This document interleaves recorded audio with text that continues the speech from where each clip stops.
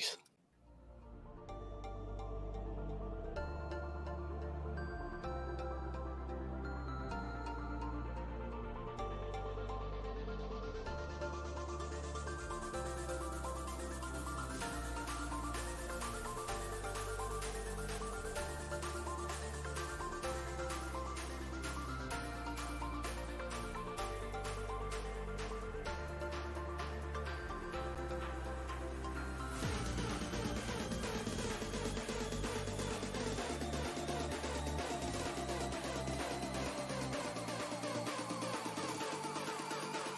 Come on, come on. It's this week's Monkey Nut Punch podcast.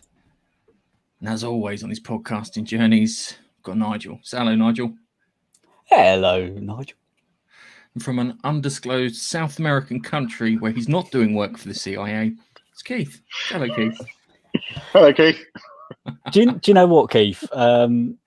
It's almost like you feel me this week because you're in a cupboard too. Kinda, yeah. It's more like a book. He's in a book cupboard. I'm in the corner, and yeah, it is quite enclosed. I'm in a corner because there's a party going on outside. Old school bikers gang, I think, because of all these old Hondas, beautiful sort of classic motorbikes, randomly parked up on the beach. I sort of decided official. not to ask. Keith is hanging out with meth heads. We all know it now. He's providing the blue crystal. Sons of Anarchy. Whoa. Come see me in my cupboard, lads. I'll give you some.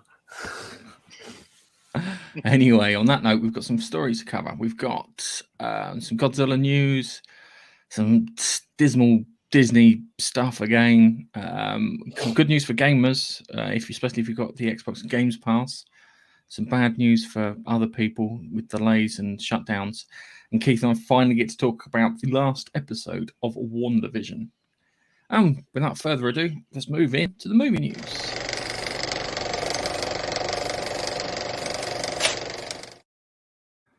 Right. Godzilla versus Kong. It's on. Yeah. And they're urging you to pick a side. So, I'm going to just quickly go around and ask, which side are you, Keith? Kong. Nige? I'm with Kong because I've got a bit of an affinity with him, having not only opposable thumbs, but I'm almost as hairy. Most places. Anyway, it's coming out soon. I need to check on how to find out how to watch the bloody thing. There's rumors that Now TV are going to have the Snyder Cut. So if you want to watch the Snyder Cut from HBO Max, it'll be on Now TV. I'm hoping that Godzilla vs. King Kong will be on that too. Warner Brothers released a featurette around Godzilla vs. King Kong in the Monsterverse, offering new action-packed footage. And there were all the people coming out and saying, "Hey, I'm Kong, I'm Godzilla, etc., etc." And it just made me think, because I really want to see this film. I'm so desperate for films. I'm so desperate for entertainment. I'm so desperate for entertainment that doesn't carry any kind of real kind of heavy-handed crap political views. I'm desperate for that. And I think Godzilla vs. King Kong will provide me with stupid, silly action, which I'm desperate for, I'll be honest with you. This is exactly the reason why I like mindless action films. There's no political anything in there. Mindless action. Boom. Love it. I'm all for it. They showed Revolver here again the other day. Talk about mindless action films, but by God, the gun action in that film is just too fucking good. I forgot that. I hadn't seen that film in years, but it's really good. If you haven't seen it, Nige, look it up. It's good. It really is.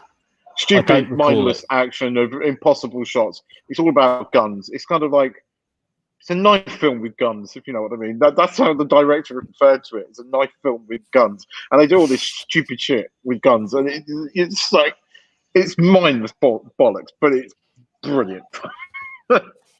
Oh, by the way, Guys, he's in the chat. He's in the chat. I've got to find it because my internet's a bit slow. Hang on.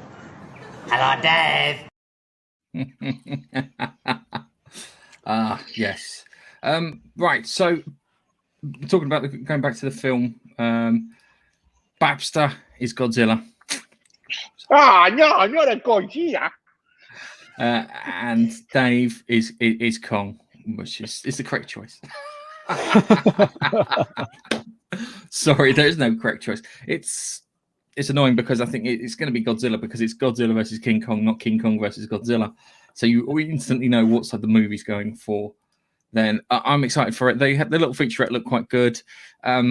What I do appreciate is in the trailer so far, I haven't seen anything of Millie Bobby Brown because there is a Team Godzilla and a Team King Kong, and Millie Bobby Brown is Team Godzilla, and she's like trying to sort all the stuff out with Godzilla, and then you've got the little girl talking to King Kong, who seems really cute with the big finger thing, and she's on that. So it's gonna be interesting.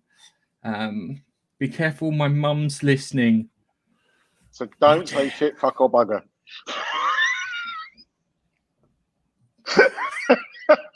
I can't help it. Do you know what? You're live. That instantly, what was it? Both selector comes into bright, and it's that Davina McCall. You're live. Don't say shit, fuck or bugger. Don't say shit. Every time. Bugger. Yeah, no, it is one of those. Do you know what though? As you started to swear there, Keith, I don't know if it was just me, but the internet did start to beep you out. It's yeah. So this is the trailer, and they go behind the scenes and they ask all the characters and stuff. So you got this is Team Godzilla there. One of the reasons I want Godzilla to lose. Don't you like Millie Bobby Brown? Have you? Is she? I've gone off her. She's kind of been warped by Hollywood, I think. Is it the whole sort of Ella, whatever it was, Holmes bullshit? No, Holmes isn't her fault. It's just she's got like a prima donna attitude. She ain't good enough to have the prima donna attitude, I'm afraid. What is she 14 now? 14, 16? No, it's older than that. Crikey. You Google that, Nige. You Google how old she is, and then we'll talk about it in a moment. Because I do remember when she was in Stranger Things. I remember she was getting a lot of stick, and I thought she was about 11 in Stranger Things. No, that's her name, isn't it? 11. So, see where I got twisted there.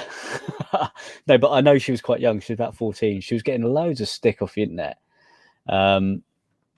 which was a bit uncalled for. Like, she's a young actress trying to make her way, forge her way through the big bad world of Hollywood. Still in my head, she's still quite young, and she is, isn't she? Really, 17. She's 17 years old. Yeah, she could still be forged, I suppose. And unfortunately, maybe she's taken the wrong influence. I don't really pay much attention outside of films. Personally, I don't really look into whatever people are doing. So, we got a double Keith. We got lost Keith. Right. Internet's a bit shit. Yeah, the other connection is still live on the thing. Anyway, let's move on to our next one. Enjoying the podcast so far? Why don't you give us a like on YouTube? Thanks. Star Trek. I couldn't believe this when I read this. Right, yeah. This is the thing that gets me. So we had Noah Hawley, who looks like he put together a really good idea for Star Trek, which looks great. And then we had J.J. Abrams, garbage, and what's his name? I've got his name written down here in the notes. Where is he? The Quentin Tarantino was looking at doing a Star Trek, an adult kind of Star Trek. The problem with Quentin Tarantino is he set himself a limited amount of films that he was going to work on, and he didn't really want to finish up on Star Trek. Is that the writer, Kalinda Vazquez? Yes. Now I was going to get to this. So Discovery, which is Star Trek, that is not Star Trek, and it's something completely different. One of the writers from Discovery, Kalinda Vasquez, has written an original Star Trek movie per Deadline. For the Deadline TV series things. The television writer apparently has pitched an idea herself. It's unclear whether Captain Kirk and his crew of will be Captain Kirk himself and all the crew, or wholly new characters, or whether it'll be Michael Burnham. At this time, it's not going to happen. No one wants to invest in Star Trek, full stop. Yeah, that's the problem. Noah Hawley, even Quentin Tarantino, no one's interested. No one wants to put money into it because they see it as just being lost. Because it's shit. Well, currently it's shit, and it's all it's doing is it's upsetting the fan base and causing Picard was a travesty. Discovery is a pile of wank.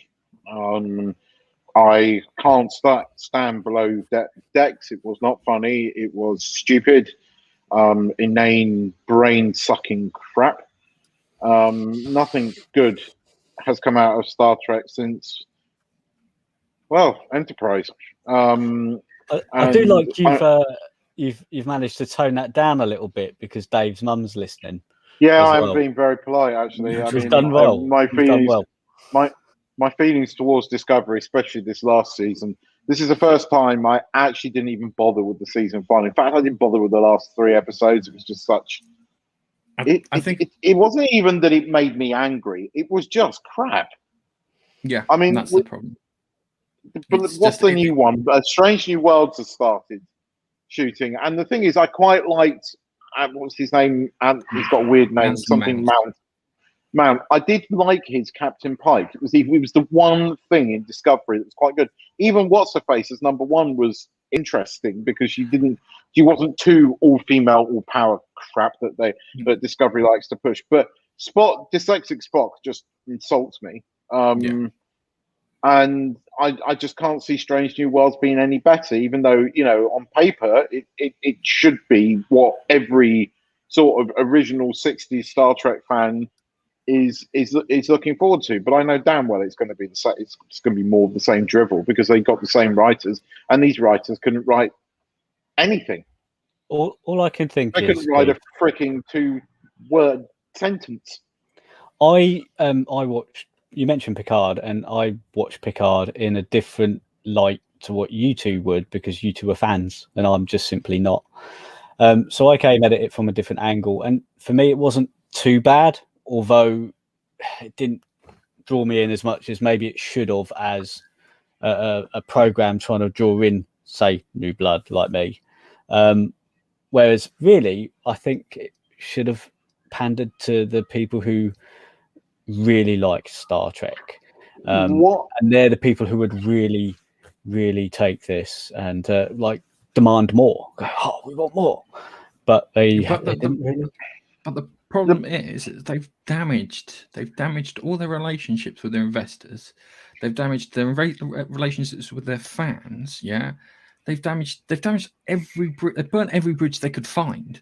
Yeah, the only bridges that they've got are the internal Hollywood ones to get things made.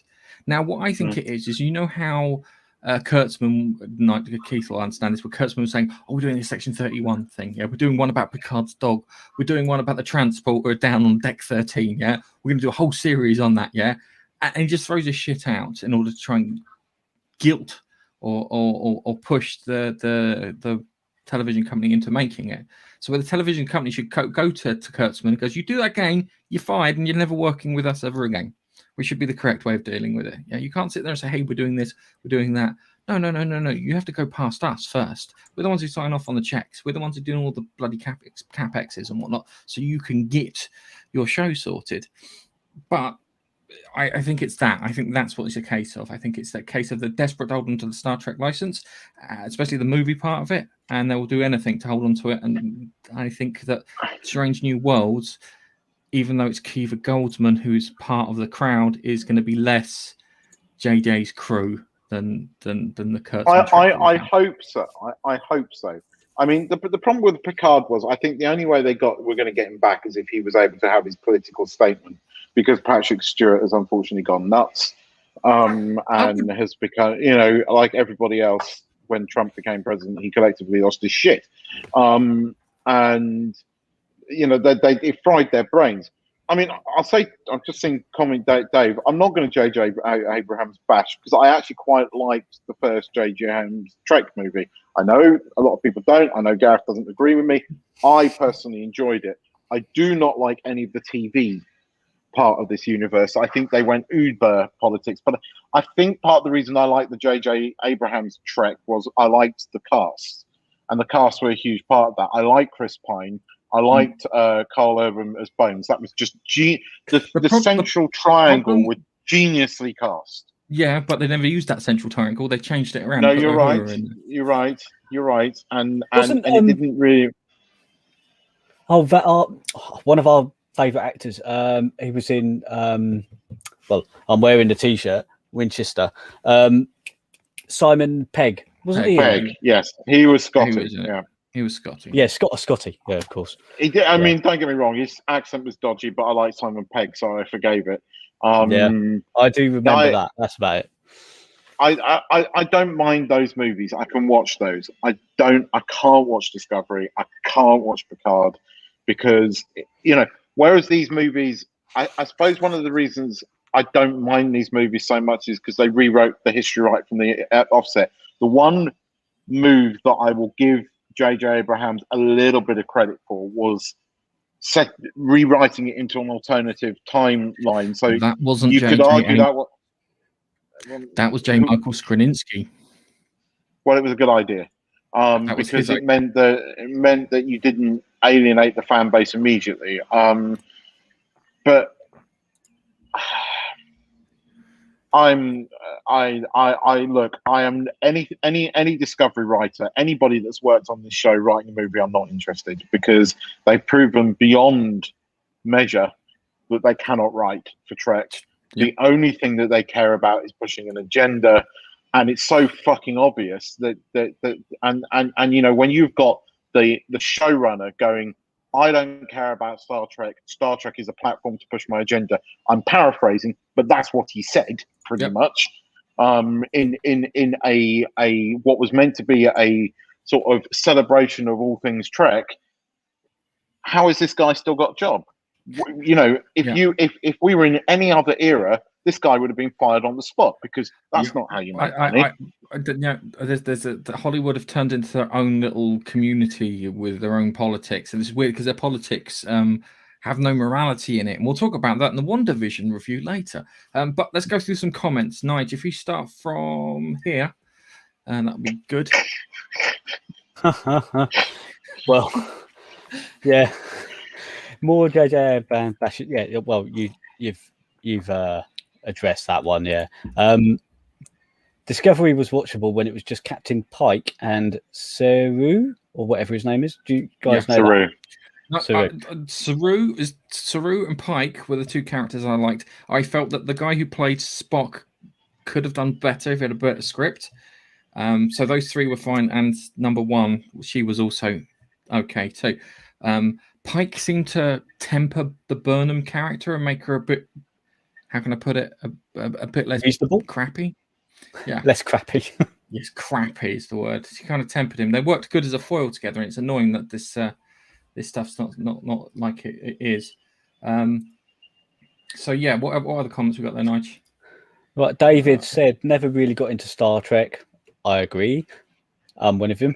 The newer movie with Chris Pine was quite good. Yeah, Keith mentioned about Chris Pine. He wasn't too bad in that film. I recall the first movie. Not very much though. I don't know what happened. All I know is he got recruited to be in the Enterprise. That's the word. I'm not a Trekkie. I don't know these things. But it was reasonable. I think whoever did the casting on the film did a good job with the casting. Yeah, that's the one thing I can say about that film was the casting was done well. Outside that, I'm just like, this isn't Star Trek. This is too normie shit for me. I like my science fiction a bit more complicated. That's why I like my Expanse, even though Expanse technically isn't that complicated. It just has consequences from shit they do. What's the other one here? Sorry. I hated how everyone treated Picard, says Baxter. I couldn't watch it because of that. I couldn't watch it because of the eyeball scene. I saw the eyeball scene and I went, this isn't fucking Star Trek. I know that the thing. Oh, what? The E-chip thing? The way they just totally. The Echeb thing was disgusting. I mean, it was just. It wasn't the writers don't understand their fan base. Not that they care, which they've shown. So, yeah, Picard was probably aimed at, like I said, it was probably aimed more at my tastes than I don't these think it two. was aimed at your tastes, Nigel. I think they don't know who the fuck it was aimed at. I think that's the problem. I think there was one particular person they're aiming at. I think Twitter's an audience where Twitter isn't an audience. Twitter is just hate incarnate. I think whatever they put out, the people of Twitter would have hated it anyway.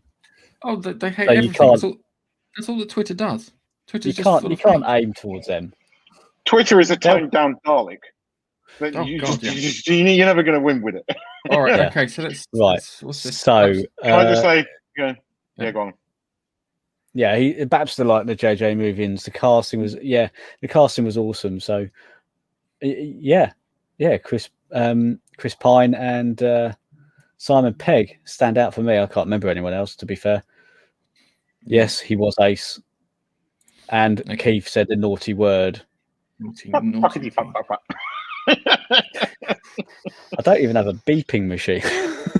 And with that, we will move on.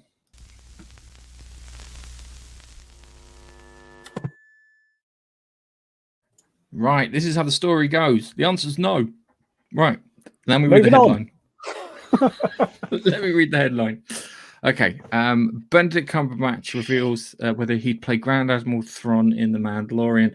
Now, I know that a lot of people kind of stopped caring about Mandalorian because of all the crap that's been going on, but someone asked him point blank, would he play Thrawn? And he turns around and goes, who's he?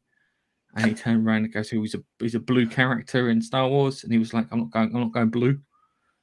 But could be lying because he might be cast. We don't know. He is kind of, how can I put it, on the Disney payroll. Is that a weird way of describing it? It would make sense to cast him. I still want to see what's his face playing because I loved the voice in Rebels. I thought the voice was just so eerily what Thrawn is, and it was menacing but calm, and that it just worked for me. But Benedict, I'm not going to lie, and you've been a Cumberbatch and everything, Gareth. It will totally work. He could work as Thrawn completely. I've got my heart set on what's his face, the Danish geezer, because I just love that voice. The voice just works for me in Rebels. Plus Thrawn would be older too, so that would work too. Because I think that the Danish guy could probably pull it off. They'd have to put him under some heavy makeup. He's got the shape of the face. He's got that thin, gaunt face, which Thrawn has to a certain extent, and I just think it would work. But look, if they announce Cumberbatch tomorrow, I'm not going to complain because it's Benedict Cumberbatch. I would like to see the Danish geezer. I have to admit.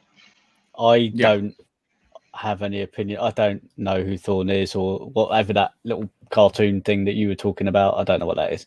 But Rebels Cumberbatch, he's a great actor, and I like everything he's in, really. So if he was announced as that fella you're talking about, Thrawn, I'll be in for that because I don't think he'll do wrong. Here's one for you. The reason that Keith, Benedict Cumberbatch was on a comedy show with Claudia Christian on BBC Two in the early 2000s. Yes, that's true. That's true. The thing is, like, we're talking about Rebels, and Rebels, most of the people that work on The Mandalorian worked on Rebels. So, in fact, one half of the creative team behind Mandalorian worked on and wrote Rebels. So that's why Rebels is quite good, and isn't chocked full of all the crap that the other side of the camp in Lucasfilm seems to be thing. And Rebels, it starts off slow and it's a bit kiddie, but then, you know, by the end of the first season, it's hard to argue that it can be kiddie when literally two characters get their heads chopped off, and it's graphic enough that I wouldn't let a young child watch that because, you know, you hear the head thump. But that's how Gareth sold it to me. He goes, are you watching Rebels? I said, no, I'm not watching Rebels. You should watch Rebels. I said, it's a kid's show. He goes, but they do this in a kid's show, and he showed me that scene. I was like, nope, you're right. They wouldn't. Okay, I'm going to watch it, and it was good. All right. If I get round to it, I'll watch. Okay, so just before we move on to the next one, my mother totally agrees about Twitter. Not that she's on it. No, Twitter is cancer. I always love saying Twitter is cancer. It's scum and villainy. Yes, it is the most It's a hive from scum and villainy. Cumberbatch might make a good Thorn, as he was good in the other movies. Cumberbatch could play anyone. I bet he couldn't play me. I bet you he could. He probably. I bet you he could. Hi, I'm talking to you in my lovely narration. Yeah, no, it would work nice. Sorry. No, he just doesn't have the height. He doesn't have the height. It's Warwick Davis all the way, isn't it, Nige? If there's anyone, if there's anyone probably Tom Cruise. Tom Cruise, yes. But he'd managed to make it film like it's the same height. He'd still want to stand on a box, wouldn't he? Yeah. Okay, let's move on to our next one. Brave enough to follow us on social media? Why don't you follow us on Twitter at Monkey Nut Punch? Thanks. Was that irony? Yes, that was irony. I love playing that one after saying Twitter is cancer. Right, okay. Disney Plus has withdrawn some of its popular movies from the kids' profiles due to what Disney describes as negative depictions of culture. On the Move, which was first picked up by news outlet 1011, now means that kids will no longer be able to watch the following classic films: Peter Pan, Dumbo, Aristocats, live action Swiss Family Robinson, and these flicks have been impacted by the decision. I checked, and yes, they have done it. What a fucking dumb move! I don't sound rude. What's wrong with Peter Pan? I know what they're going to get with. It's what? Really? It's the Indians. Yep, it's the Red Indians. The poker hunters characters. That kind of character. Yep. Was there any? Yep, seriously, how can you argue? Okay, I can hear an argument about Dumbo. I get. Not that I agree with it, but I know it's the Crows in Dumbo, but that's been there for years. And yeah, you can hear an argument for Dumbo, but Peter Pan, really? This is the funny thing, is they've made millions upon millions of dollars off of these franchises, be it riding Dumbo at the bloody park or buying the DVD. They've made a fortune out of these things. These things attract people. They've sold T-shirts, mugs, God knows how much merchandise off the back of these creations, and now all of a sudden they're problematic. Right, there is a problem. There is a direct problem with Disney leadership. They don't understand what they've got, and they don't understand what they're doing with it. They think that they're a cathedral for some reason. Here's the thing, right? Most curriculum in the Western world teaches you about historic racism and goes over it in one way or another. It deals with it, right? Kids are not stupid, okay? I knew when I grew up, but when they first grow up, when they're 4 or 5, they're not going to start going around talking like those pros in Dumbo. They're not going to think that it's Jesus Christ. We live in a nanny state. I don't get it. I really don't get it. It's getting worse, and it's driving me fucking wild. Do you know what would have been a little better than what they've done by outright removing them? If when you created your child account, say these particular films and programs have been flagged up by users, it's up to you whether or not you remove them or not from this profile. Yeah. And then you click which ones you want to remove, and then it keeps all the rest. Why? I understand it's tricky, but it's not. I mean, we're not talking about. Okay, look. If out of all of those films, Swiss Family Robinson is now the one with Man Friday, and no, that's Crusoe's Man Friday. Okay, hang on then. What's one with Swiss Family Robinson? I don't know that. It's the one that crash on the island. Have they got like native people in it? Probably, yeah.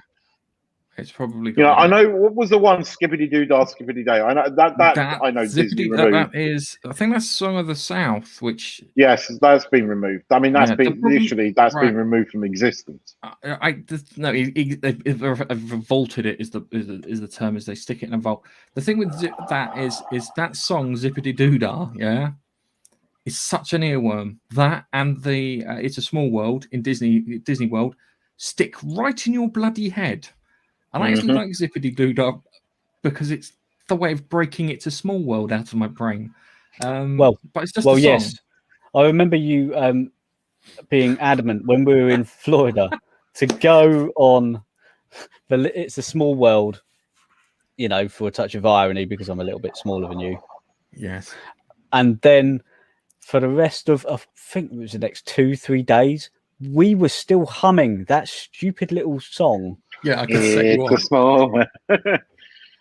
Do you remember the story we covered about 5 years ago about the poor bloke that got trapped in that fucking ride for 5 hours and the song didn't turn off? And I think he was disabled, but he was stuck on the ride for like 5 hours of that same fucking song, like "It's a Snow." And we were less than nice about it. We couldn't stop laughing. Dude, that's one thing. The ride itself isn't too long. It's fairly slow and stuff, but you can hear it in the queue as well on the way in, and the queues can take a while. So if you queued all the way in and then you're stuck for 5 hours listening to that, my word, that's going to be in your head every time he goes to sleep. The poor fella, he's going to wake up in a cold sweat. Go, it's a small world. It's a small world. PTSD from It's a Small World. Psychological warfare. You weren't there, man. You don't know You what weren't there. You weren't there, man. You don't know. You weren't there. All right. Okay. Let's get ready to move on to the next one. So there's just a holdover from the last one. It goes. I would like to see them bring back Blake 7 because I think it needs an update, especially towards the latter half of Blake 7. Haven't they been trying? I mean, it's been rumoured for a while. And there was rumours that Colin Salmon was going to play Blake, and I'm up for that because he could do that. And I think they did it in an audio drama instead. I'm trying to remember, my brain's probably mixing two things together. I think wasn't the people behind the Doctor Who audio dramas? Didn't they do Blake 7? We'll have to check after. We'll get on it in a moment. So let's move on to our next story. You're listening to the Monkey Nut Punch podcast. So we got so Disney have an investors call every quarter, I think, if I understand this correctly, and the investors get to ask questions. So one of the investors asked the question if the company had a left-leaning bias and they had a blacklist against conservatives after the firing of Gina Carano, and the fact that they don't seem to like conservative-leaning stuff, which is fine, even though you wouldn't know that Gina Carano was conservative-leaning until right towards the end. She actually came across as like old school kind of liberal from like the 90s and that. But they had the call with Bob Chapek. So Bob Chapek in true, how can I put it? True political fashion, he just blabbed out a load of bollocks. So he said, the company doesn't characterize itself as left-leaning, but for standing for values that are universal: respect, decency, integrity, inclusion, remember that one, and we seek to have all contacts that we make reflective of a rich diversity of the world we live in. And I think that the world should live in a harmonious and peaceful place. It's just word salad of shite. Basically, he's like kind of, I didn't do this. Why am I being fucking held responsible for this? Yeah, because you're the big, really big bollocks who gets paid all the money. So I think it was a case of he just was like, he has like a set of phrases like a machine. When you query something, it's like error. Computer cannot understand this. Yeah, I think that's what's happened there, where he just spat out a fucking pre-programmed response that he's been spoon-fed by the marketing department. So instead of sitting there and saying the sensible thing with like kind of we don't have a left-leaning bias and bias, and the Gina Carano thing is being investigated by HR department and we can't talk about it, would have been the sensible thing. That would have been the sensible thing. The HR department's dealing with it. Can't talk about it because could get sued. That's what I would have said. For the Disney to turn around and say we do not have a left leaning, it's just utter bullshit. I mean, you only have to go and watch the last bloody Avengers movie to have that contrived bullshit female scene where they all were conveniently able to do that hero pose scene and tell me that isn't left leaning. I find that condescending. That's condescending. No, I find it insulting. Right. Do you know what the funny thing is? That he did the same thing in Infinity War, yeah, but it wasn't as condescending. You had the bitch fight. Part of the story. Yeah, but you had Wanda. You had Wanda, and then in comes Black Widow, wasn't it? Wanda, Black Widow, and Michonne from The Walking Dead, because I can't remember the character's name. Yeah. They were fighting Proxima Midnight, and Wanda turns up and just splats her. And then she turns around and goes, what was she doing up there? Which is the correct answer. Yeah, that was funny. But you can do female empowerment, all that bullshit while having it. Sorry, it's not bullshit. That's insulting. But you know what I mean. And you can have powerful women and do the characters well. One of my favorite characters in sci-fi is a female, and I love her. Which one's that? Nigel doesn't. What's her face? Avasarala. Avasarala is the best fictional politician that never existed. I fucking adore Avasarala. I do. I adore her. I want her to be my granny. She's just awesome. Disney. Bob Chapek, go fuck yourself. Sorry, but just seriously, go fuck yourself. That's like the BBC turning around and saying we're not left leaning. I mean, seriously. This is the weird thing these companies have how can I put it politely? They have a moral problem and they have a perceptional issue because they're almost far left. We'll say almost far left. They're not even left. They're almost far left. Yeah, and they think they're the center. Yeah. Now I describe myself as a center, but I right lean places and I left lean places, and that's why I describe myself as the center, is because I like to pick from the best of the both. Yeah. So I can have actual diversity of opinion. Yeah. So I can have that. So I can sit there and say, hey, if this is right or this is wrong, and think about it in those terms. Yeah. So I just find it crazy. I find it crazy that they didn't come up with a better canned response than what they had. Anywho, can we move on? We're going to move away from Dismal Disney because we're going to go back to that with WandaVision, and we'll what do you call it? We'll move on to the next. A word's too much for you? Then you should follow us on Instagram. We put pretty pictures out. Thanks. It's true. If words are too much for you, that's why you use Instagram. Better Call Saul. I love Better Call Saul. Better Call Saul's probably some of the best written TV. And they put out this picture to say that they're back on filming for the last season. I believe it's the last season.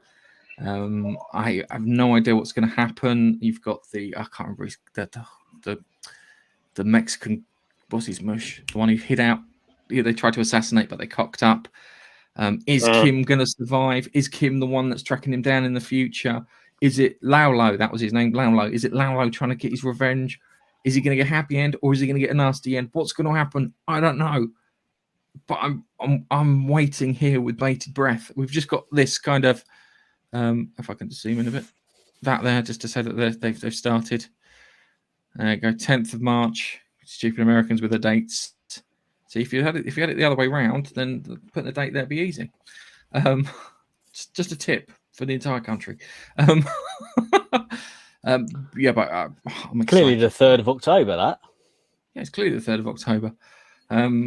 Yeah, so that was great, and I'm really happy that it is coming back. And I want some good news. I've got Godzilla versus King Kong got the Snyder cut, which I'm not thrilled about watching, but I'm interested in it. If that makes any sense, yeah. It's like I'm interested. There's apparently when it comes to doing with these things, just talking about films, the Snyder cut. Zack Snyder's going to be online with some of the people from Geeks and Gamers and that, and they're going to be doing a charity stream before it goes live on HBO Max to try and raise money for suicide prevention, which is great. And I can't remember the details of it, but that's great. That Zack Snyder is going out of his way to talk to YouTubers. I think that's fantastic, and he's given out some art and stuff. And I think Ethan Van Sciver, part of the Fandom Menace, has put some bits through. I was pissed at him for his vision of DC, but all in all, he's not entirely bad bloke. Is Zack Snyder? I will give him that. And he has made movies I like. You know, Sparta, 300. Still like that film, even though it's cheesy, but I love it. So just a quick question, because you said this at the beginning. Surely Now TV are getting this, because doesn't Sky just have the HBO contract? Now, yes. UK? Now it's going to be on Now TV, because that's how I'm gonna watch the Snyder Cut, and I'm hoping that's how I'm going to watch my Godzilla versus King Kong. Isn't it out on Friday? I think it is. Is that like the 18th of March? Nige on it. You can check the freaking release date of Snyder Cut. Get Nigel on it. You want me to check the Snyder Cut? Yes, Nigel. You used to just do this kind of thing. Now we're having to make you do it. Stop being lazy. Come on, Lil. That means quick in time. Bill for the Hobbit. I'm hoping this is March the same guy. 18th. This says Duck Fisney. He's absolutely spot on. Okay, we'll move on to the next story while Nige was finding something. Yeah, March 18th. March 18th, this Friday. Either Sky Cinema or Now TV, where you can watch them on either of Now those. TV. I think it's Now TV with the entertainment package that includes the films. So if you're going to watch it in the UK, get Now TV with the film package, and then you can be able to watch the Snyder Cut if you're interested in that. And fingers crossed that Godzilla will be bloody on it too. Anyway, time for some gaming.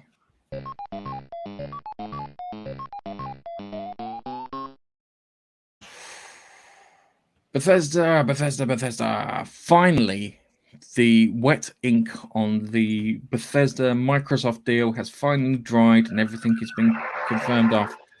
Now, Nige has confirmed to me that these things are showing up on the games, but because the deal's going through, anyone with the Games Pass, especially if you've got like an Ultimate Games Pass, so you've got the PC bit added onto it, will be getting the following games: Dishonored Definitive Edition, Dishonored 2, Doom 1993 version, Doom 2, Doom 3, Doom 64, Doom Eternal, no Doom 2016, guys, where is it? I want to play that. Elder Scrolls 3 Morrowind, Elder Scrolls 4 Oblivion, Elder Scrolls 5 Skyrim, Elder Scrolls Online, Evil Within, Fallout 4, Fallout 76. You weren't there, man. You didn't know how bad it was. Fallout New Vegas, yes. No, Fallout 3. Prey. Ironically, I bought Prey at Christmas because it was on like a bundle for a tenner. Rage 2. Rage 2 is a good game. It's not fantastic, but it is worth a play. Wolfenstein New Order, Wolfenstein the Old Blood, Wolfenstein Youngblood. And funny, we got all these things out with all the games coming out, yeah? Todd Howard says Microsoft buying Bethesda helps prevent another Fallout 76. To which, is he leaving? It's Todd leaving. Is he going to get a big fat check and get to go out the door? Does Microsoft have quality control? I imagine that's the case.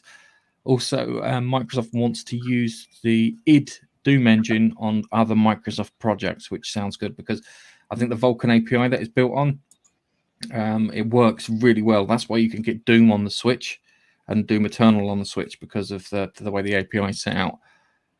It's good news all round for anyone who's got a Games Pass thing, because I think Games Pass is worth it if you've got a Xbox Series S, One, or X. Nige, you were nosing at this while we were chatting earlier. I was. I've got a Ultimate Pass. What I'll do, I'll just quickly share my screen here. Mm-hmm. This is on the PC. Yep. And you can filter when you've got the the Game Pass app, you can then filter by, they've grouped it, software's collection, which is great. And everything here that you said is available. So that means not only is it available on the Xbox, it's also available on PC. Yes. Now, I'm unsure as to if it's going to use the smart feature where if you play it here, save your game, and then you play it on your Xbox, you can continue. I don't know if I you can imagine do that. that they'll patch it in over time. I imagine the newer stuff like Doom Eternal will have it on. I can't think of any other newer stuff they've got on that list, but definitely Doom Eternal, I reckon, will probably wind up having it on. And the other part too is that they're also available on the cloud streaming service, and I can't wait for them to bring out the bloody streaming app for PC. So we can play these games on PC without having to have the hardware, which is going to be good. And it takes us quite nicely into our next story, if I can press the right bump. Hi, we've also got a Facebook page. Why don't you pop over there and give us a like? You can also watch the live streams on there. Thanks. The cloud gaming firm behind Shadow have filed for bankruptcy. Blade, well, I've never really heard of. I've heard of Shadow because I've used Shadow as a streaming platform for PC gaming. They've what do you call it? They've filed for bankruptcy. There's been another blow for cloud gaming this week as Blade, the company behind the renter gaming PC in the cloud service Shadow, has filed for bankruptcy in the US. It has been placed into receivership in the home country of France, and now they are seeking new investment and hope that the Shadow adventure will continue, according to a statement from their website. Blade have now announced that they've become a victim of their own success, having attracted thousands of users over the last 5 years. There is still 1,000 more waiting in the wings, according to their statement. And I know this because if you go to the site and you try to sign up for it, you have to wait until like September and whatnot. Because I was going to sign up for it over the COVID thing so I could have a gaming PC to play with. As demand continues to increase despite the lengthening delays, as Shadow, the company that now faces reorganization in order to free themselves from debt holding them back from developing their cloud technology further. They'll also be seeking new investors over the coming weeks and will announce further plans once they've been finalized. So it looks like the Shadow part of this Blade company has been saved because they've probably got a ton of hardware and a ton of experts running on their stuff, and they kind of want to keep everything kind of running from that. Now, as I said, I was going to hire a gaming PC from them over the what do you call it, the COVID period. The problem is the waiting list at that point was till September, and then it was till October, and then it was till November, and then I just got myself a new PC. Got myself a new Mac instead, which was a lot easier. Annoying. The service is quite good. I've used it. I used it for a couple of months back in 20. It was before you went away, Keith. I think I showed you Fallout 4 on it, and I played XCOM 2 on it. The latency, it was weird because it was like you'd have like a steady stream and then like a little jolt, and then you'd be fine. So you play it, and all of a sudden you just get a little interruption inside the gaming thing. The network connection for the server. So if you were running and downloading stuff from that server, lightning quick. It was great because you could back up the stuff on the it was a really good service. Probably the best cloud service. I think it was. I'll put it above the Microsoft xCloud because it was cloud PC and you could do whatever you wanted with it if you had a PC game. So if you had the PC game, your Steam could go on there. You could put your entire collection. Origin could go on there. You could put your entire collection because this gaming PC existed in the cloud. It was was it 1080 Titans that they used or equivalent of for the graphics? So everything could be set in ultra. Did 1080p reasonably well. As I said, the streaming, but then again, I had a crap router at the time, and now I've got a better router. So maybe that sorted itself out. It's a blow. As I said, I'm waiting for the Xbox cloud gaming service to come to PC and hopefully Mac, so I can play on it, because that would be just great having all of that stuff there just at your fingertips, especially with the Xbox One, because you've got a whole games library to play through, especially with all the Bethesda stuff. Anyway, Nige. Are you? Have you tried the cloud gaming stuff for Microsoft? You Cloud. own a license for it, so you can pop it on your phone and give it a whir. I have tried to play a very simple golf game through my Android device, which I had installed on my Xbox, just over the Wi-Fi, really, and it was shite. It didn't work in the slightest. Controls were so crap. It was. It's just put me off. However, another service I've tried. Can't you connect your Xbox controller to your Android phone and use the Xbox controller? That I have also tried. I managed to get it connected to my phone, which then didn't work properly. And then obviously you've got to resync it with your Xbox each time you do that. So if you are going to do that, you need a separate controller so you can go between the two if you were to do that. It's true that you have to do that, but I got the PS4 controller working with my phone and iPad the other day. I gave up using it because it doesn't make a good drone controller, but it works. It was trying that over the cloud thing was, in my opinion, just a waste of time. So I'm fully out of cloud gaming for the minute. Okay. Might be half down to my internet connection. I don't know. Okay. But... Yeah, it's down to your internet connection, your ability for your router to handle the traffic. So it depends what rating you've got on your router to how much bandwidth you can be flushed through. Because I've got the experimental the Xbox streaming app on my PC side of my Mac, and that works really well. The latency is almost non-existent, and it's streaming from my little Xbox to my router downstairs and then back up to my Mac, and that seems to work really well. Yes, but you've got a damn good router though as well. Don't forget that. That's because I've walked out for a gaming router because I was just getting tired of the nonsense. I think that's going to have a. Yeah, well, I think that's going. I've used another feature of this. Well, it's not quite cloud, but they have recently brought out Football Manager 21 Xbox Edition, and I thought, do you know what? It's on the Ultimate Pass. Download it. It's free. So I did, and I set up a game. Blah blah blah. Then I found out that also you can run that same version on my Windows 10 machine. So I downloaded it, and when I opened, and it went, "Oh, are you signing in with this profile?" I went, "Yeah, I am." And it went, "Okay, synchronizing." Downloaded the game from the Xbox, and I could continue. And this is why Nigel has not done any work this week. Lunch breaks are great. Lunch breaks, yeah, but not 2.5 hours of lunch break. Just want to do one more thing. Shit, got mean. Oh no, I'm halfway through. Damn.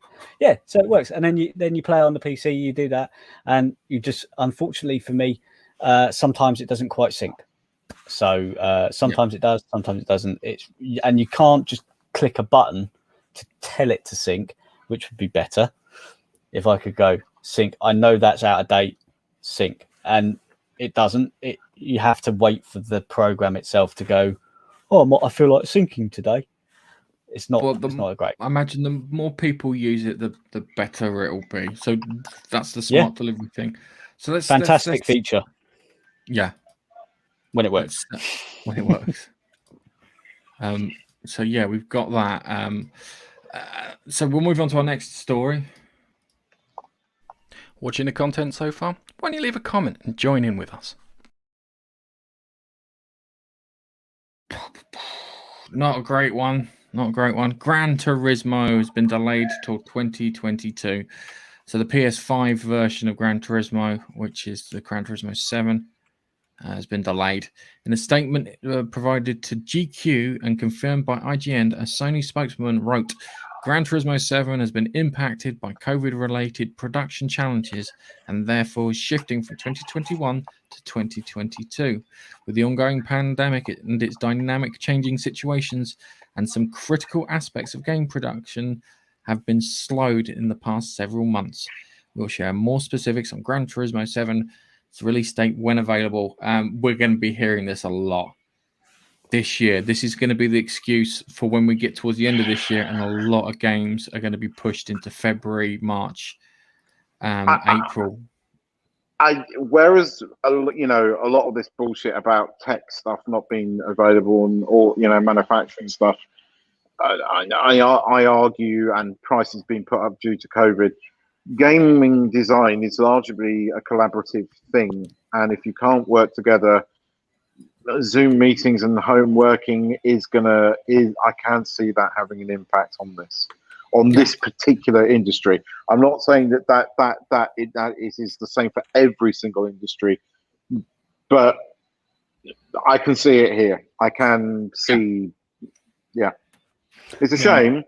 But before Babster gets in there with this comment, maybe I'll have a PS5 by then, so be fine. Yeah, I'll tell you might do. Although I'm disappointed because I am looking forward to GT7. I'm happy to wait for a finished and polished game. I am. I'd rather a game came out completely finished and done, and everything's been polished off nicely, so it plays nice. Not like that shit show that we had on recently. Yeah, no, it's one of these things where it isn't easy to work at home, especially when it's a big project. Yeah, if you're a big project and you're a team within a team within a team, and you're the guys in charge of, say, coding and designing all the legs for all the characters. Your job is the leg. You're the leg man. Yeah. Right, and then other people have got the arse man, you've got the chest man, got the arm man, etc. Yeah, you're that guy who's responsible for doing that. You need to work with the abdomen man and the chest man in order to help build an entire character, because it's kind of split up that way. It's not easy on a smaller unit when it's just like 7 developers. Yeah, those indie titles. That's what's going to happen. What we're going to see here, I think, is we're going to see the rise of the indie developer. The indie developers now have a big open window here to push out as many games as they can, because they can do what the big developers can't. And there's going to be a hunger for the games. If you look at Fall Guys and you look at Among Us, the 2 biggest games of last year, okay, Cyberpunk thought it was going to be them. Sorry guys, you beaten by Among Us, and then Fall Guys after that. And at the moment, it's looking like a Valheim or something along those lines, which is like a world builder. It's an early access Valheim, I think, at the moment. Yeah. So the smaller indie devs are the ones that are gonna get this and gonna push this out. So those smaller games, because they're more agile, to use a crappy business term, they're more agile when it comes to sorting these things out. They're going to be capable of getting you your indie games. So we're going to be enjoying indie games this winter, shall we say, and hopefully they'll be good. The downside is all those big titles will be the year after. Anyway, on that note, Enjoying the podcast so far? Why don't you give us a like on YouTube? Thanks. all right, I saw this trailer and it piqued my interest. I'm going to play it to you and see if you can understand why it piqued my interest.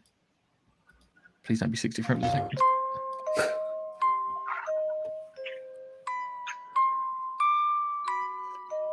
Scary ass. I feel a double fudge coming on. Keep watching.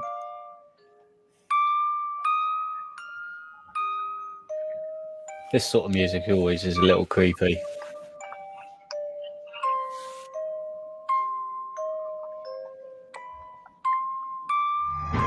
Did that sway any slower, man?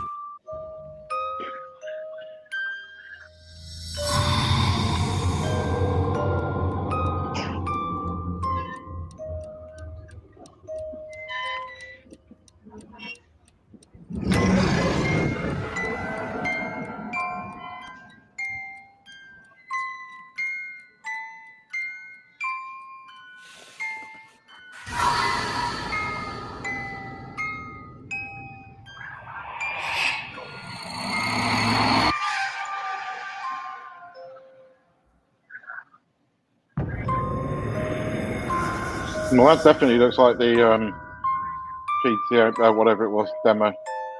Yeah.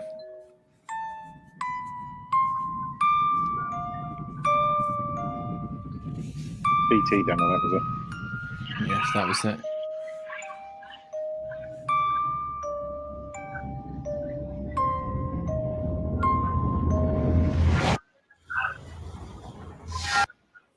I'll leave it there.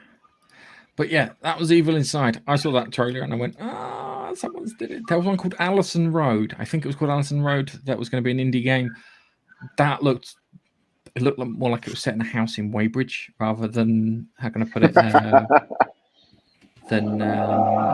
what do you call it? Than the PT thing. I like it. I'm keen to see where that will go. And yeah, I think you're right. It might be a case of the old double fuck, which not one of my proudest moments. But hey, these are one of the things that happen. Still YouTube gold. It does look good. Okay. All right, so that's we needed to talk about this last week, but we never got around to talking about this last week, and we're going to talk about WandaVision.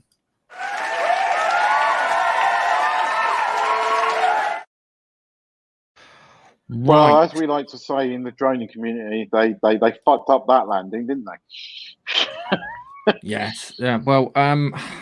Right. So let's go through the several kind of, how can I put it, structural issues with it. Yeah. And I know this because I've been reviewing Dave's book and I've been helping him rewrite the structural issues in his book. So when it comes out, people will say that it makes sense. So the first structural issue in it goes like this.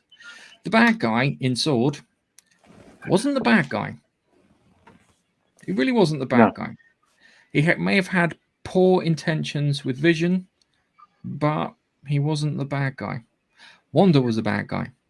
Yeah, she imprisoned a whole town of people, locked away their children, forced them to live a thingy. Even Agatha, she was trying to stop her. Yeah, not the bad guy. Wanda was the bad guy all the way through that. But because this is what we were talking about earlier about how Hollywood has a problem with morality, not the bad guy. Yeah, instead of having them arrest the guys at Sword for doing dodgy shit and then go, sorry, Wanda, you got to come with us. I'm going to have to put you in the raft. And then her going, no, and then fucking off, which would have made more sense. Yeah. That didn't happen. They just said, she's acted that way because of grief. Potentially, that ending was setting her up to be the bad guy in Doctor Strange. That is the rumor. Yeah. She is meant to be the bad. I'm hoping that's the case. Yeah. And yeah, the bit with Monica Rambeau, Nigel just brought up a moment ago. The bit with Monica Rambeau where she was like, kind of, oh, no one will know what you had to give up. Right, you had to give up 2 children. We had whole families locked in rooms that they couldn't get to. People screaming to try and get free. Yeah, whatever you thought happened. There was the Asian fella who worked in the office with Vision, whose dad was critically ill. He could have died in between you doing this. There was none of this crap until that final episode, and then it was just laid on thick. And yeah, the morality, just I think we've been here before where I've said to you, I feel that most writers now in Hollywood are immoral bastards. And it keeps coming out. And this episode just proves it, that again, they are more concerned about an agenda that they have than they are morality. And Wanda imprisoned all these people and no one gave a shit about all these people because it's all about the woman and woman power. And it's just bullshit. And yeah, again, I'm having to argue for I'm getting so fed up. I'm not a conservative. I'm left. And yet I'm arguing this all the time because it's bullshit. And I mean, that wasn't even the most egregious thing. I think I've become immune to this crap, or I'm just so sick of it now that I don't even bother getting upset about it. To me, they when Quicksilver turned up and then Agatha Harkness was revealed, they had this infinite possibilities to do something really cool. You could have hinted at the Fantastic Four. You didn't have to show them. You could have hinted at them. You could have brought in all of these characters. You could have had Agatha. Agatha Harkness had her fingers in so many pies in the whole of the Marvel universe, and all you had to do was drop feed us a little bit here and there. Just give us drips. You know, we get excited about hints, let alone actually seeing the real thing. They did none of that. It's like Iron Man 3, but worse. But Iron Man 3 wasn't that bad. It was because they fucked up extremists. I'm sorry, but they did. And then having like the Mandalorian, not the Mandalorian. Oh, and because everybody bitched about it, we're now going to have a Disney Plus series. Not the Mandalorian. What's his face? The Mandarin. Now we're going to have the Mandarin and the Ten Rings. Yeah, the Mandalorian versus Iron Man. That could be quite cool, actually. But it. I'm sorry, but I'm not look. There are moments in Iron Man 3 that I love. I love Tony Stark's interaction with the kid; it's brilliant. But Iron Man 3 as a whole, it was the subverting expectations in the worst possible way, and they did it again. They brought in Quicksilver. What do you think the fans were going to do? Going back to Iron Man, yeah. They did hint that there was a Mandarin, yeah, at the end in the extra sequence. Not the Hail to the King thing, the extra sequence at the end, yeah. There was that thingy. I felt that was okay because they turned around and went, no, there is a Mandarin. The problem, we can't do him because he might be a tad racist. That's why we're worried about it. And Disney, going back to Disney's morality thing, that's something they couldn't do. But they could undo it there. And when Ben Kingsley's pretending to be the proper Mandarin, and he sits there and he goes, "What was it? I'm going to teach you another lesson." I was the toast of. I just like the line. I was the toast of Croydon. Yeah, that's mad. Especially what Croydon's like. But I think WandaVision was worse because they undid the Quicksilver thing. If they'd have left it alone, I would have been okay with it. But they undid it in the last episode. So the possibility of other characters from other universes coming in was removed. That wasn't great. People have turned around and said they've done that classic thing where they try to fill in the gaps, and they turn around and goes, maybe it was Quicksilver from another universe, and he was just hiding out, and he made up a silly name to hide out with. And it's like, yeah, okay, that does have a slight ring of truth, but I don't think it is. That's wishful thinking in my part. I think they just because. They knew what they were doing with this. Why else cast him? You can't tell me, we cast him because he was in Kick-Ass with the cinematic Quicksilver. That was bullshit. I mean, you didn't cast him just to make that one liner. No, they cast episode 5. They cast him because he is the Quicksilver from the other universe. They knew that people would react like it, and that's the bit that got me. If they'd have left it alone. The other bit I didn't like it was the bit where Monica Rambeau goes to the cinema and it's like kind of, we want to see you over there in the theatre like that. And goes, no, we don't want to see you in the theatre. Your character was all right, but you can't carry a franchise. We don't really want to see you in something else unless they write you a better character. But isn't she going to be part of the Secret Invasion series? That's because Secret Invasion is coming, and that's all. What's its face? What I did find funny, it was like kind of, we want to get you, and she goes up there, and I went on the roof. They want you. Well, it's where Nick Fury is, and I mean that's in the good seats.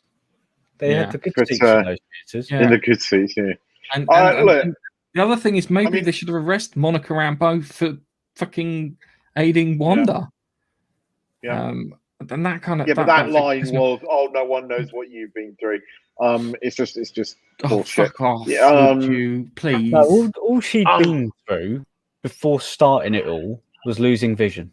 That was same it. like everyone else has to do. Well, no, she killed. Okay, all right. I will slightly, like 2% correct you there. Or is that she killed Vision to have Vision brought back to then witness him being killed. She killed Vision to save him from being horrifically killed by what's his face, right? That then what's his face comes in and reverses time and then kills Vision in front of her. That's gonna fuck you up a bit, all right? That's gonna be a bit traumatic. Still doesn't excuse you for traumatizing a whole town full of people. Precisely. But we shouldn't underplay her trauma. It was real trauma, but on the other hand, exactly what Gareth says, that doesn't outweigh the fact that you've imprisoned the whole town and probably caused more trauma in the long run. Certainly, paying a lot of council is a very long time to come. Exactly, that's what I meant. But let's not underplay she does have real trauma. I but did like how Vision defeated White Vision. we didn't with the defeat ship of White Vision. White Vision is now Vision. White Vision. Yeah, unlocked him. But what do you call it? He beat him through reason. I like that because they were fighting. It was even match. They weren't getting fucking anywhere. Yeah, they could have done that for weeks. So he turns around and goes, "Stop!" He goes, "Hang on a second. Am I the real Vision? I don't know. Am I the real Vision? I don't know." Yeah, and then he talks about the ship of Theseus, which is a great one. Yeah, that's right. Because he was saying, "What's your program?" And my program's to kill Vision. Okay, why do you think I'm the real Vision then? And that's where the ship thing came in. It's like, well, yeah. There's still a massive hole in the story, right? Because there's right. They retconned it. I think they fucking filmed this backwards. They retconned a bit where they turned around and said that Wanda had stolen Vision's body, and that's why they were after him. Yeah. All right. And then it was no, they hadn't stolen Vision's body because they made a White Vision out of Vision's body, and it was like, okay, but you said to the annoying Kat Denning character that you were tracking vibranium decay inside the force field from Vision's dead body. Logic? Anybody? No, it didn't make any sense. It didn't make any sense. I think White Vision coming back. I mean, to me, this entire fucking 9 episodes has existed to launch the bad guy for one movie and bring Vision back from the dead. Because Vision is back, you know. So next time we see him, he's probably going to be not White Vision, because that would be racist. I'm really tempted to get all those episodes, put them together, and turn it into a film. And it'd still be shit. Cut down those 2 episodes to about 5 minutes. Cut down those first 2 episodes to about 5 minutes, which is what they should have been. I'm sorry, but there were brilliant moments in this, but they ruined it all at the end. And I can't help but think they knew they were doing that. Why else bring that guy in as Quicksilver? Do you think your fans are going to go, "Oh, they tricked us, don't worry about it"? You clearly, again, don't know your fandom whatsoever. This looks like Kevin Feige has diversity hired, brought in a load of fucking people that don't understand what they're writing for. Hang on. And done that because they thought, "Oh, the fans will love it. They won't see this coming. It'll be the Sixth Sense." Did you hear? All right, hang on a second. I wrote some notes because I had some rumors about the showrunner, right? Okay. Apparently, the showrunner knows nothing about Marvel outside the films. Okay. So all those Mephisto things were put in by the production team, not by her. The sitcom idea wasn't her idea. It was Kevin Feige's idea. She didn't read the comics that she was given. She was given a load of Wonder comics from thingy. She didn't realize it. The other thing too was Paul Bettany with there's an actor I've always wanted to work with. It's myself. Yeah, it's clearly a joke, and you know what? I forgive him for that because that's quite a clever joke. What I can't forgive is Elizabeth Olsen. We've got a Luke Skywalker reveal at the end, and it's like, where's the reveal? You've got a costume. Congratulations. So yeah, you're right. She's getting set up for the bad guy. She can astral project. That's why she was reading the Darkhold whilst having a cup of coffee at the same time in the mountain cabins, which would make sense if she was running away from the authorities. Yeah, I would accept that if she was running away from the authorities, and that would have been the best thing to do. I fucked up. I'm going to run away. Yeah, you can't stop me. Bye. Boom. Would have been okay, but it's annoying. Apparently, talking about WandaVision, Disney Plus managed to hit 100 million subscribers. I don't know how true this is. Part of me is like, it's awfully convenient. It's awfully convenient. No, this is meant to be true. I've heard this. It doesn't entirely shock me. Even my bloody dad's got Disney Plus just because Disney. And there is some stuff on there. I mean, it doesn't entirely shock me that they've done this. But as Marvel's first show, I'm not impressed at all, really. Despite the whole Gina Carano thing, I do like The Mandalorian. I respect that you don't. But for me, The Mandalorian was just, it's member berries, and I get that. But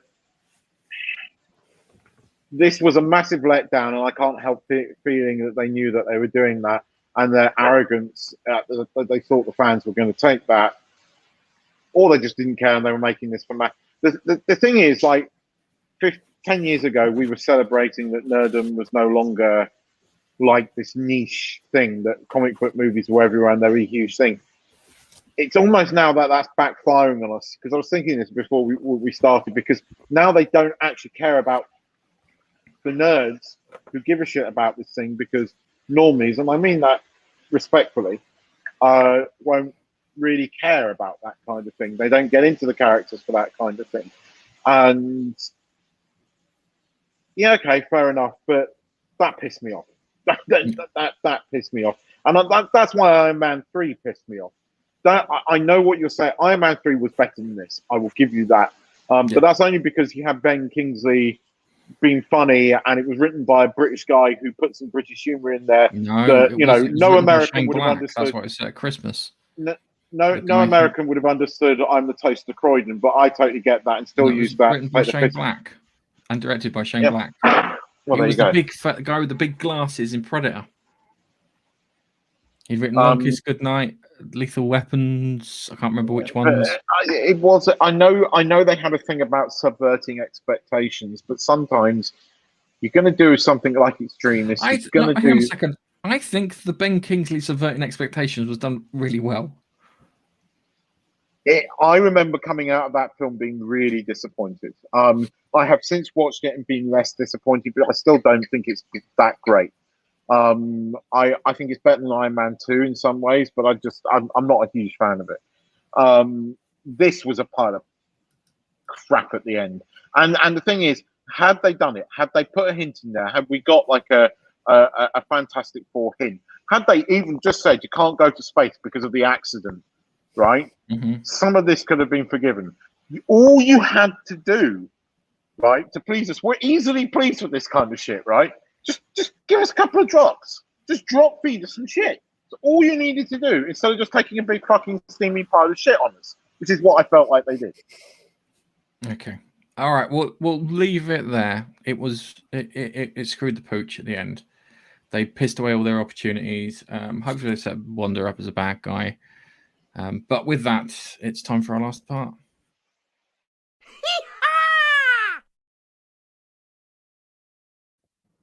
Right, Nige knows I like roller coasters. I really like roller coasters. My favorite roller coaster is probably the Hulk in Universal in Florida. But I don't like roller coasters as much as this woman does.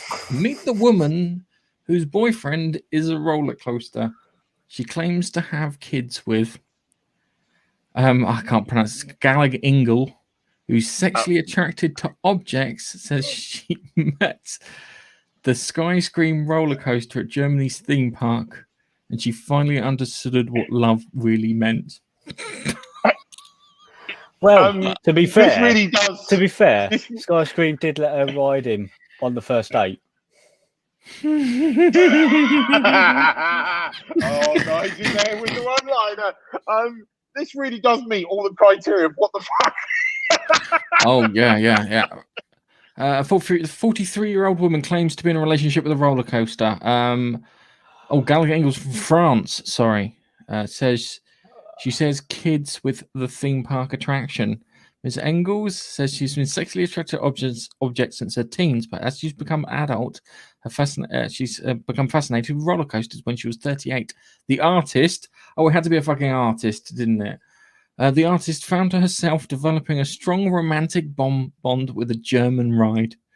She finally became fixated on the Skyscream roller coaster at a holiday park in Hasselhoch, Rhineland. Oh my God, Palatine state in the country's southwest. Attraction to the Skyscream is so strong that Galay believes it's Gael. true love. Galel?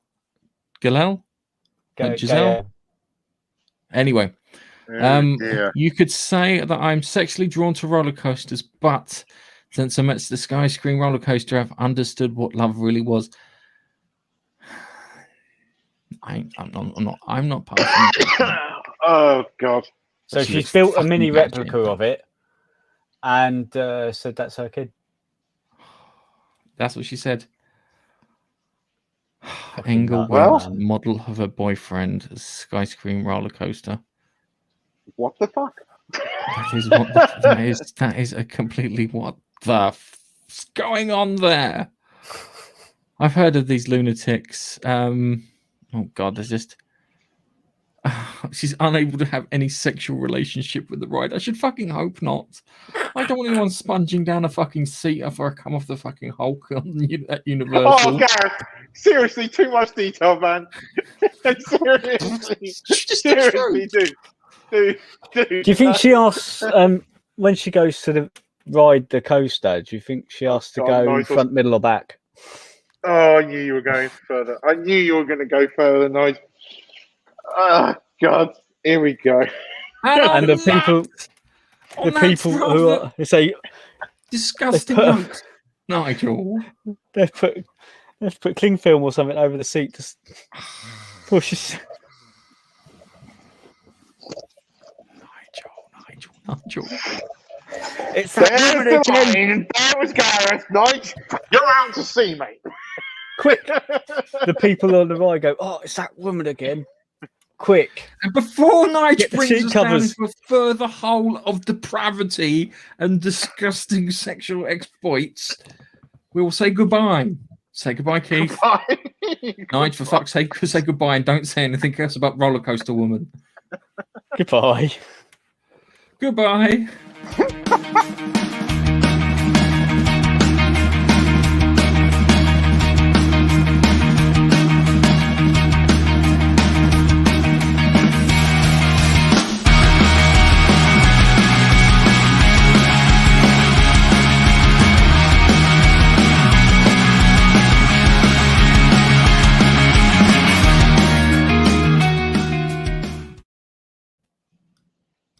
I really, really, really didn't like that story.